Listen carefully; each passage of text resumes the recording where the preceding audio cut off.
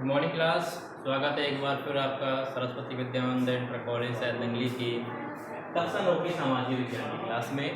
तो कक्षा 9 के सामाजिक विज्ञान में हम पढ़ रहे थे भूगोल वाला पोर्शन, जिसमें हमने जलवायु के कुछ टॉपिक को कवर किया था। हमारा चैप्टर जलवायु चल रहा था।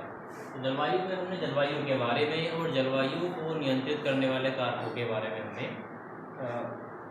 भली भांति जान लिया। अब हम बात करेंगे, आज आगे के टॉपिक हम कवर करेंगे। हम बात करेंगे भारतीय मानसून के बारे में।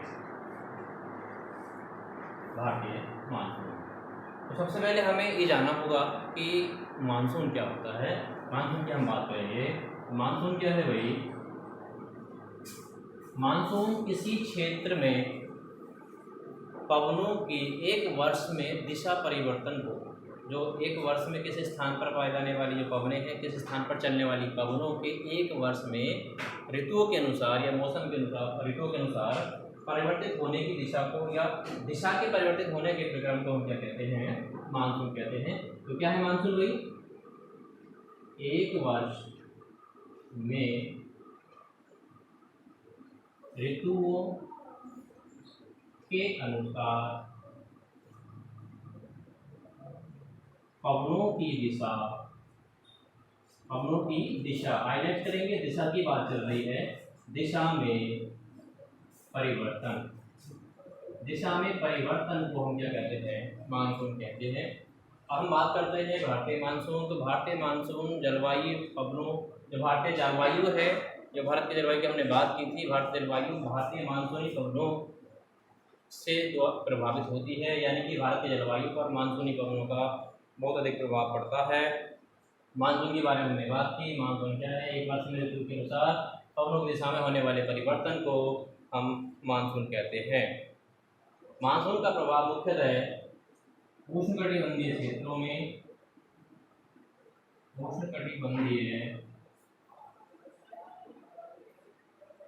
उष्णकटिबंधीय क्षेत्रों में लगभग 20 डिग्री उत्तर से 20 डिग्री दक्षिण, 20 डिग्री उत्तर से 20 डिग्री दक्षिण जो कटिबंध का क्षेत्र आता है, वहाँ पर इसका प्रभाव, जो मानसूनी पवनें हैं उनका प्रभाव अधिकतर देखने को मिलता है। हम ये बात कर सकते हैं। अब हम बात करेंगे, अभी हमने बात की 20 डिग्री उत्तर 20 डिग्री दक्षिण, तो इसके बारे में पहले हाईलाइट कर लीजिए। आपका माइंड एकदम सेटअप होना चाहिए कि हम स्थान में कहाँ की बात कर रहे हैं। तो हो सकता है आचार्य जी ने आपको मेरे ख्याल से सारी चीज़ समझा दी होंगी। जब हमने भूगोल वाला पोर्शन शुरू किया था तब आचार्य जी ने आपको सारी बातें बता दी होंगी। लेकिन एक बार फिर मैं बता दूं, अगर हम बात कर रहे हैं कि उष्णकटिबंध के 20 डिग्री क्षेत्र में इस पवनों का प्रभाव बना रहता है, यानी उष्णकटिबंध में कहाँ पर बात कर रहे हैं? उष्णकटिबंध की बात कर रहे हैं। और कौन सा है? 20 डिग्री नॉर्थ की एंड 20 डिग्री साउथ की हम बात कर रहे हैं।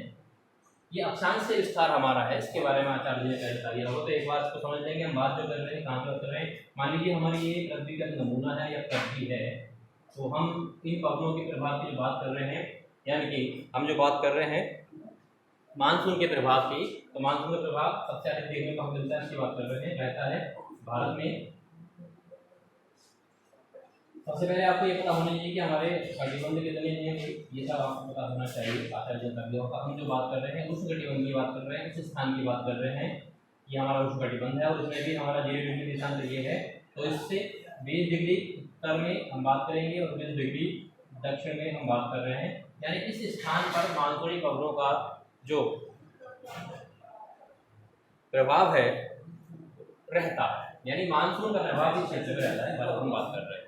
ठीक है, तो ये उष्णकटिबंध की बात की हमने। अब हम बात कर सकते हैं आगे मानसून की प्रक्रिया को समझने के कुछ प्रभाव प्रकार हैं। यानी हमने मानसून के बारे में बात की। मानसून क्या है? ऋतुओं के अनुसार पवनों में परिवर्तन है। और हमने सामान्यतः बात की पूरी पृथ्वी पर, तो हमने बात की 20 डिग्री उत्तर 20 डिग्री दक्षिण में मानसून का प्रभाव सामान्यतः देखने को मिलता है। अब हम बात करेंगे मानसून की प्रक्रिया को समझने के लिए कुछ कारकों की, यानी मानसून की प्रक्रिया के कारक, मानसून की प्रक्रिया के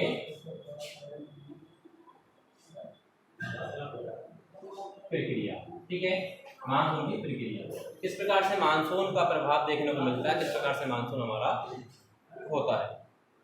तो देखिए, आप जानते हैं हमने पिछली वीडियो में बात की थी स्थल और जल के गर्म होने, स्थल और जल के गर्म होने के प्रभाव हमारा मानसून पर देखने को मिलता है। साधारणतः हम बात कर सकते हैं, क्योंकि आप जानते हैं स्थलीय भाग क्या होता है,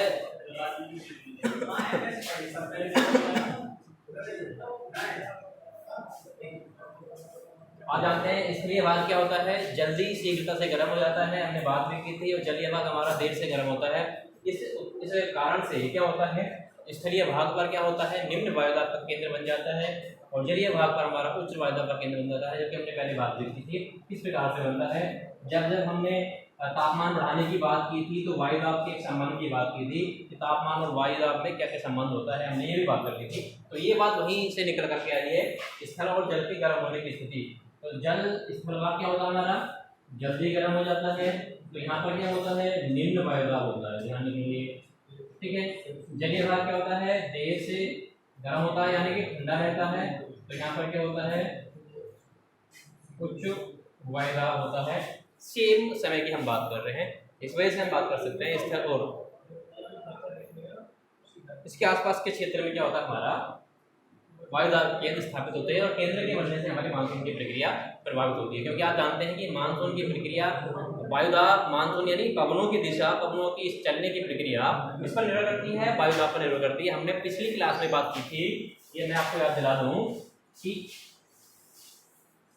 पवनों की जो उत्पत्ति होती है मुख्यतः वायुदाब में परिवर्तन के कारण होती है।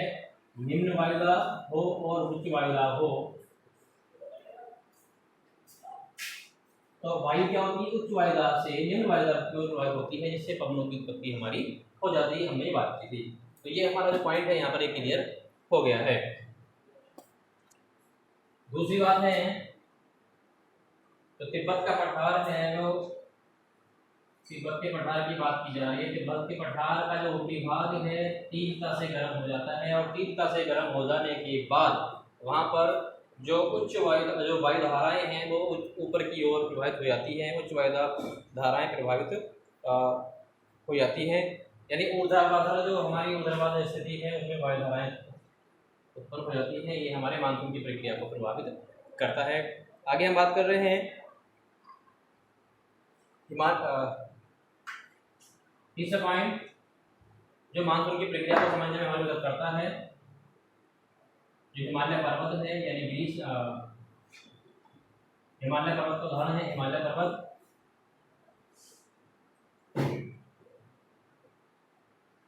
ग्रीष्म काल में यानी गर्मियों के दिनों में हिमालय पर्वत का एक हिस्सा अधिक गर्म हो जाता है, जिसकी वजह से वो एक स्थान पर उच्च वायुदाब और एक स्थान पर निम्न वायुदाब का संकेतन बन जाता है। और जो उत्तरी हिस्सा है वो पश्चिमी जेट धाराओं का प्रभाव से होता है। ठीक है, तो जो हमारे से मानसून की प्रक्रिया को समझने के लिए अब हम बात करेंगे भारतीय ऋतुओं की।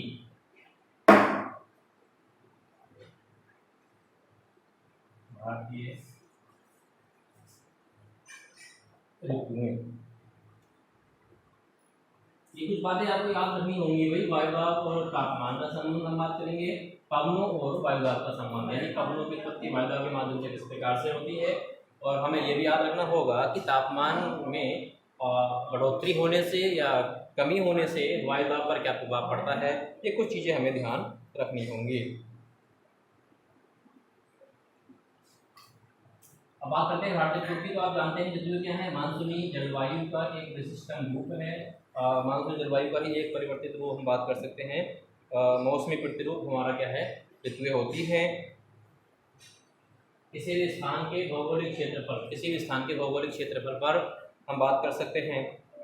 जो मौसम के तत्व हैं जिनकी बात करते हैं हम, तापमान, वर्षा, आर्द्रता, वायुमंडलीय दाब में किसी एक तत्व की प्रधानता कई महीनों तक बनी रहती है, इसे ऋतु कहते हैं। अगर हम बात करें ऋतु क्या होता है, सबसे पहले आप बात कर लीजिए ऋतु की क्या कहलाती है, ऋतु किसे कहते हैं। जो हमारी मौसमी या वायुमंडलीय दशाएं हैं, जिसमें सर ने उदाहरण दिया था पिछली वीडियो में, वायुमंडलीय दशाएं क्या होती हैं, हमने बात की तापमान की, वर्षा की, वायुदाब की। ये कुछ हमारे वायुमंडलीय तत्व हैं, इनकी किसी स्थान पर एक लंबे समय तक या कुछ महीनों तक स्थिति बनी रहती है, तो उसे क्या कहते हैं, हम ऋतु कहते हैं। यानी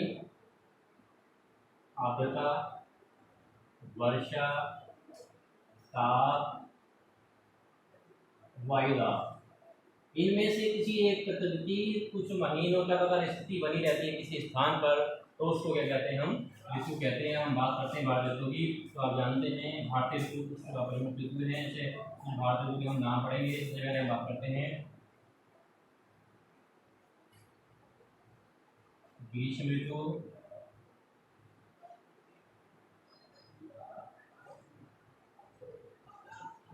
शीत ऋतु,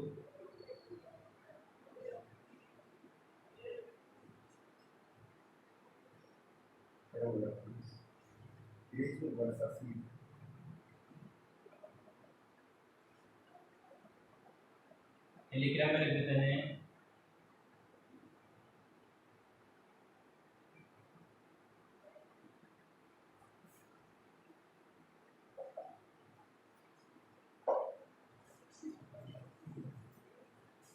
ऋतु। ये कुछ ऋतु हैं जो भारत के परिप्रेक्ष्य में गणना की जाती है। हालांकि भारत के जो पूरे वर्ष को लगभग 4 महीनों के हिसाब से डिवाइड करके हमने 3 ऋतु बना दी होती है। हालांकि एक ऋतु को सम्मिलित कर लेते हैं हम, जिसको हम बसंत ऋतु का नाम भी देते हैं, लेकिन वो इन्हीं में से कुछ महीनों के लिए आती है, इसकी हम बात करते हैं। ग्रीष्म प्रमुख ऋतु है भारत की मानी जाते हैं, ग्रीष्म ऋतु, वर्षा ऋतु, शीत ऋतु, इनका क्रम एक अनुसार चलता है। ठीक है, तो आज की क्लास में इतना ही। अगले क्लास में हम यहाँ से आगे के टॉपिक को कवर करेंगे, तो इसको ठीक से आप देखते रहिए। यहाँ टॉपिक समझ नहीं आता है तो आप कमेंट जरूर किया करें। मिलते हैं अगली क्लास में, धन्यवाद।